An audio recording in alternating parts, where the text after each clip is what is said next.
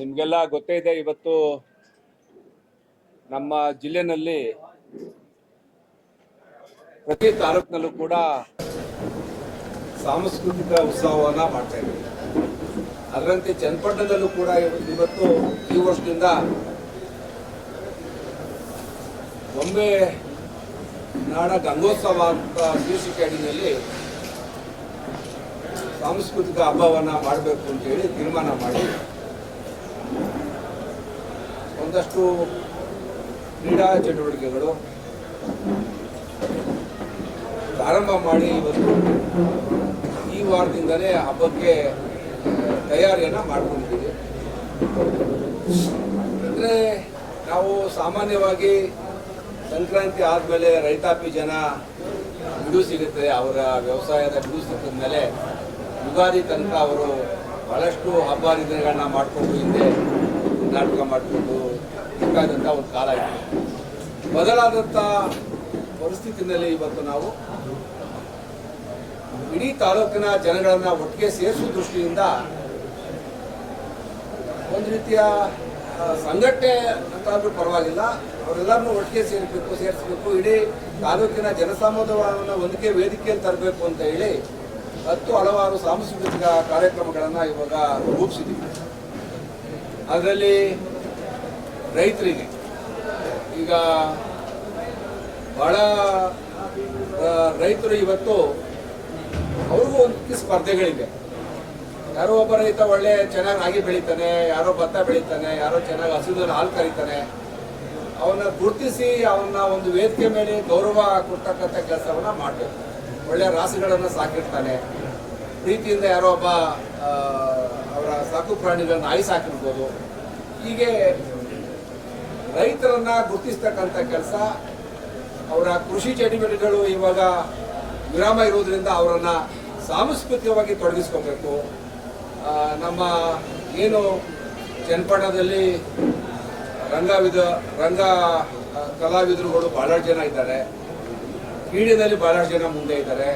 ಹಾಗೆ ಅವ್ರನ್ನ ಎಲ್ಲ ರೀತಿಯಲ್ಲೂ ಕೂಡ ಸೇರಿಸ್ಕೊಂಡು ಅವರಿಗೆ ಕ್ರೀಡಾ ಮನೋಭಾವವನ್ನು ತೋರಿಸ್ತಕ್ಕಂಥದ್ದು. ಇವತ್ತು ನಾಳೆದಿಂದ ನಮ್ಮಲ್ಲಿ ಕ್ರಿಕೆಟ್ ಪಂದ್ಯಾವಳಿಗಳು ಪ್ರಾರಂಭ ಆಗ್ತವೆ.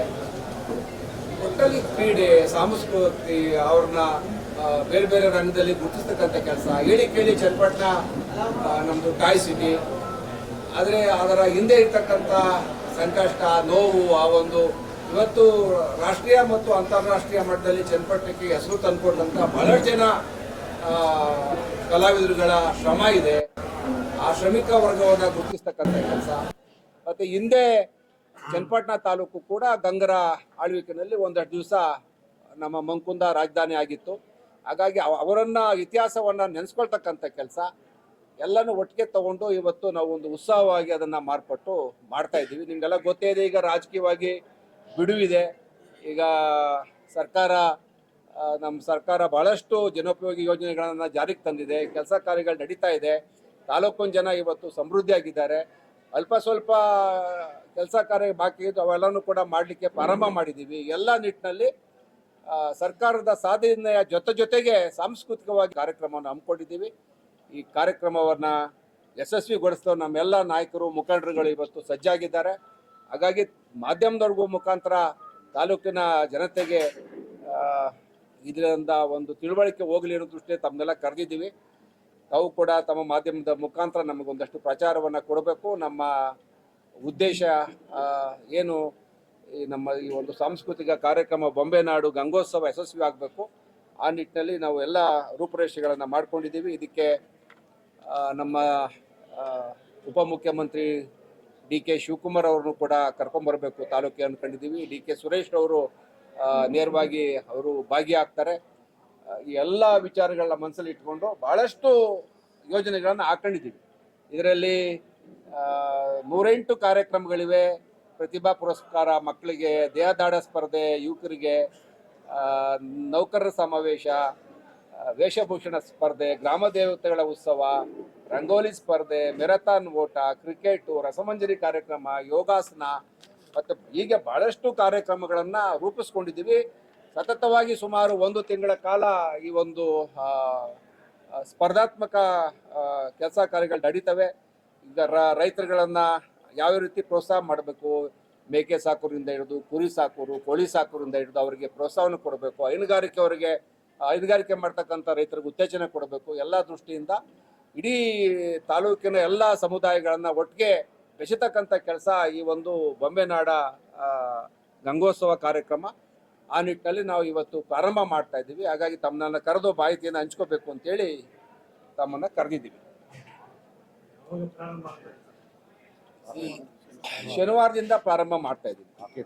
ಜಿಲ್ಲಾ ಪಂಚಾಯತ್ ಕ್ರಿಕೆಟ್ ಇವತ್ತು ತುಂಬಾ ತಾಲೂಕಿನ ಉದ್ದಗಲಕ್ಕೂ ವ್ಯಾಪಿಸಿರ್ತಕ್ಕಂಥ ಯುವಕರಲ್ಲಿ ಕ್ರೀಡೆ. ಹಂಗಾಗಿ ಕ್ರಿಕೆಟ್ ಅನ್ನು ಮೊದಲು ಪ್ರಾರಂಭ ಮಾಡಿ ಶನಿವಾರದಿಂದ ಪ್ರಾರಂಭ ಮಾಡ್ತೀವಿ. ಆಗ ಆಯಾ ಮಾಹಿತಿಗಳನ್ನ ನಿಮ್ಗೆ ಕೊಡ್ತಾ ಹೋಗ್ತೀವಿ. ಇದಾದ್ಮೇಲೆ ಒಂದು ಜಿಲ್ಲಾ ಮಟ್ಟದಲ್ಲಿ ಕನಕಪುರದಲ್ಲಿ ಕಾರ್ಯಕ್ರಮಗಳು ನಡೀತವೆ. ಇಲ್ಲೆಲ್ಲ ಭಾಗವಹಿಸಿ ಉತ್ತೀರ್ಣರಾದಂಥವ್ರನ್ನ, ಪ್ರೈಸ್ ತಗೊಂಡಂಥವ್ರನ್ನ ನಾವು ಜಿಲ್ಲಾ ಮಟ್ಟಕ್ಕೆ ಕೆಲವು ಸ್ಪರ್ಧೆಗಳು ಕಲಿಸ್ಕೊಡ್ತೀವಿ.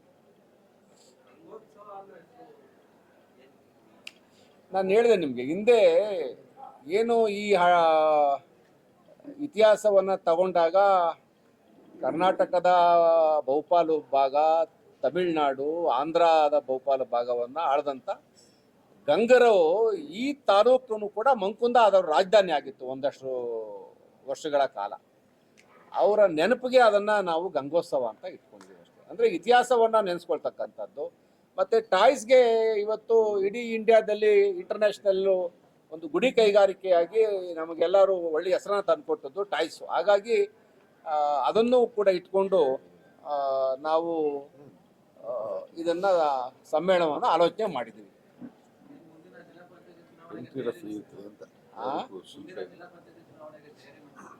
ಇಲ್ಲ, ಚುನಾವಣೆಗಳು ಬರ್ತವೆ ಹೋಗ್ತವೆ, ನಮ್ಗೇನು ತೊಂದರೆ ಏನಿಲ್ಲ.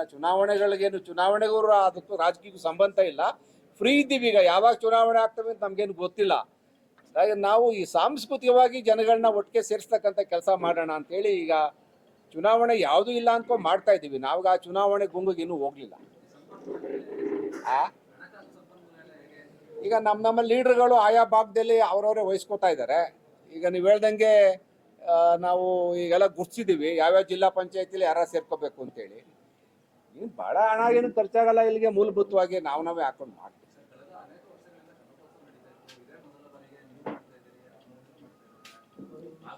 ಇಲ್ಲ, ಜಿಲ್ಲೆ ಎಲ್ಲ ಮಾಡಬೇಕು ಅಂತ ತೀರ್ಮಾನ ಮಾಡ್ಕೊಂಡೇ ಮಾಡ್ತಾ ಇದ್ದೀವಿ.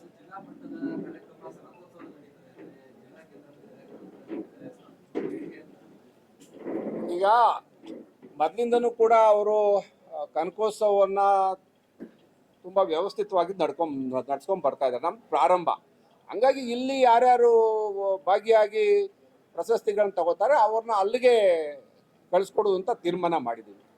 ಹಂಗಾಗಿ ಅದೇನು ಜಿಲ್ಲಾ ಕೇಂದ್ರ ಆ ಥರ ಏನಿಲ್ಲ.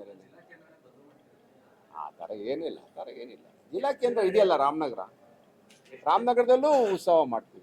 ನಿಮ್ಮ ಉದ್ದೇಶ ಕನಕಪುರ ಬೇಡ ರಾಮನಗರದಲ್ಲೇ ಮಾಡಬೇಕು ಅಂದರೆ ಅದನ್ನು ಮುಂದೆ ಚರ್ಚೆ ಮಾಡಿ. ಅಲ್ಲ, ಈಗ ನಾವು ಆ ಥರ ತೀರ್ಮಾನ ಮಾಡಿದ್ದೀವಿ. ಅದೇ ಈಗ ನಾವು ಗಂಗೋತ್ಸವ ಮಾಡ್ತೀವಿ ರೀ. ಇಲ್ಲ ಆದವ್ರನ್ನ ನಾವು ಚರ್ಚೆ ಮಾಡಿದ್ದೀವಿ. ಕನಕಪುರದಲ್ಲಿ ಭಾಳ ವಿಜೃಂಭಣೆಯಿಂದ ಭಾಳಷ್ಟು ವರ್ಷಗಳಿಂದ ಮಾಡ್ಕೊ ಬರ್ತಾ ಇರೋದ್ರಿಂದ ಅಲ್ಲಿ ಕಳಿಸ್ಕೊಡ್ತೀವಿ. ಅಲ್ಲೂ ಅವ್ರ ಪ್ರದರ್ಶನ ಮಾಡಲಿ ಅಂತ ಅಷ್ಟೇ. ನಾವು ಇದನ್ನ ಜನವರಿ 10ನೇ ತಾರೀಕು ಒಳಗಡೆ ಮುಗಿಸ್ಬೇಕು ಅಂತ ತೀರ್ಮಾನ ಮಾಡಿದ್ದೀವಿ. ಈಗ ನಾವು ಜಿಲ್ಲಾ ಪಂಚಾಯತಿ ಮಟ್ಟದಲ್ಲಿ ಕೆಲವು ಹಮ್ಮಿಕೊಂಡಿದ್ದೀವಿ. ಜಿಲ್ಲಾ ಪಂಚಾಯತಿ ಮಟ್ಟದಲ್ಲಿ ಕೆಲವು ಮಾಡ್ತೀವಿ. ಆಮೇಲೆ ತಾಲೂಕು ಮಟ್ಟಕ್ಕೆ ಬರ್ತೀವಿ. ತಾಲೂಕು ಮಟ್ಟದಲ್ಲಿ ಎಲ್ಲ ಇಡೀ ತಾಲೂಕನ್ನು ಸೇರಿಸಿ ತಾಲೂಕು ಮಟ್ಟದಲ್ಲಿ ಮಾಡ್ತೀವಿ.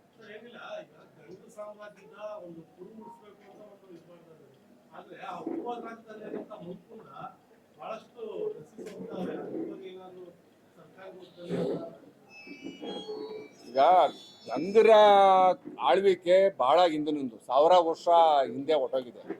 1200-300 ವರ್ಷಗಳ ಹಿಂದಿನಿಂದ ನಡ್ಕೊ ಬಂದದ್ದು. ಹಂಗಾಗಿ ಬಹಳಷ್ಟು ಕುರುಹುಗಳು ನಾಶ ಆಗೋಗಿವೆ. ಇವತ್ತು ಇವೇ ಕೆಲವು ಸಣ್ಣ ಪುಟ್ಟ ಇದೆ, ಇರಲಿ. ನಾವು ಹೇಳೋದು ಈಗ ಉತ್ಸವ ಮಾಡಿದ್ಮೇಲೆ ನಾವು ಹಿಂದಿನ ಸರ್ಕಾರದಲ್ಲೂ ಕೂಡ ಮನವಿ ಮಾಡಿದ್ವಿ.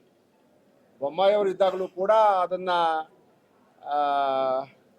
ಗಂಗರ ಬಗ್ಗೆ ಒಂದಷ್ಟು ರಿಸರ್ಚ್ ಆಗಬೇಕು ಅಂತೇಳಿ ಅವರಿಗೆ ಮನವಿ ಕೊಟ್ಟು ಭಾಳಷ್ಟು ಒಂದಷ್ಟು ಕೆಲಸಗಳು ಮಾಡಿದ್ವಿ. ಮುಂದುವರಿಸ್ತೀವಿ. ಈಗ ಮುಂದೊಂದು ದಿನಗಳಲ್ಲಿ ಒಳ್ಳೆ ದಿವಸ ಬಂದರೆ ತಮ್ಮ ಆಶೆನೂ ಕೂಡ ಈರೈಸ್ತೀವಿ. ತಾವು ಪತ್ರಿಕೆಯಲ್ಲಿ ಒಂದು ಅಂಕಣ ಬರೆದಿದ್ರಿ. ತಮ್ಮ ಅಭಿಪ್ರಾಯಗಳನ್ನ ನಾವು ಓದ್ಕೊಂಡಿದ್ದೀವಿ. ತಾವೇನು ಹತ್ಕೊಂಡಿದ್ದೀರಿ ಅದನ್ನು ಕೂಡ ಆ ಕಡೆ ಹೆಚ್ಚಿಗೆ ಒತ್ತು ಕೊಡ್ತೀವಿ.